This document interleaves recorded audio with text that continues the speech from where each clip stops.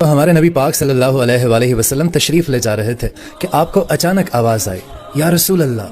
تو آپ نے ادھر ادھر دیکھا تو آپ کو کوئی نظر نہیں آیا. آپ کو پھر آواز آئی یا رسول اللہ.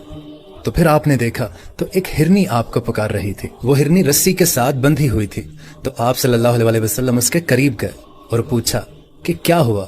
تو ہرنی بولی یا رسول اللہ آپ کے کچھ ساتھی مجھے پکڑ لائے ہیں. یا رسول اللہ میرے چھوٹے چھوٹے بچے ہیں, وہ بھوک سے تڑپ رہے ہوں گے, آپ مجھے چھوڑ دیں, میں ان کو دودھ پلا کر واپس آ جاتی ہوں.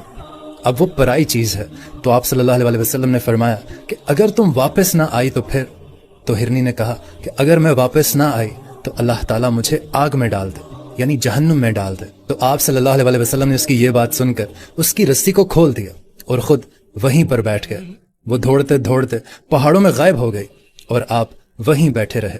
کچھ دیر کے بعد آپ صلی اللہ علیہ وسلم نے دیکھا کہ وہ پہاڑ سے اتر کر آ رہی ہے اور کہا کہ یا رسول اللہ میں حاضر ہو گئی. تو آپ صلی اللہ علیہ وسلم نے اس کو رسی سے باندھ دیا اور اس کو وہیں کھڑا کر دیا اور خود بھی آپ وہیں بیٹھ گئے. تھوڑی دیر ہی گزری تھی کہ وہ شکاری بھی وہاں پہنچ گئے جنہوں نے وہ ہرنی کو شکار کر کے وہاں باندھا تھا.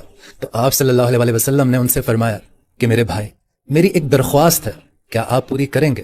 تو شکاری بولے کہ کیوں نہیں یا رسول اللہ, آپ ارشاد فرمائیے. تو نبی پاک نے ارشاد فرمایا کہ کیا آپ مجھے یہ ہرن ہدیہ کر سکتے ہیں؟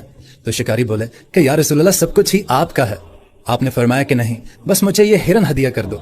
تو شکاری اس پر راضی ہو گئے. تو آپ صلی اللہ علیہ وسلم نے اس ہرن کی رسی کو کھول دیا اور کہا کہ جا بیٹی اپنے بچوں کے پاس جا. تو اس ہرن نے اس طرح آپ کے سامنے سر جھکایا اور آپ کا شکریہ ادا کیا.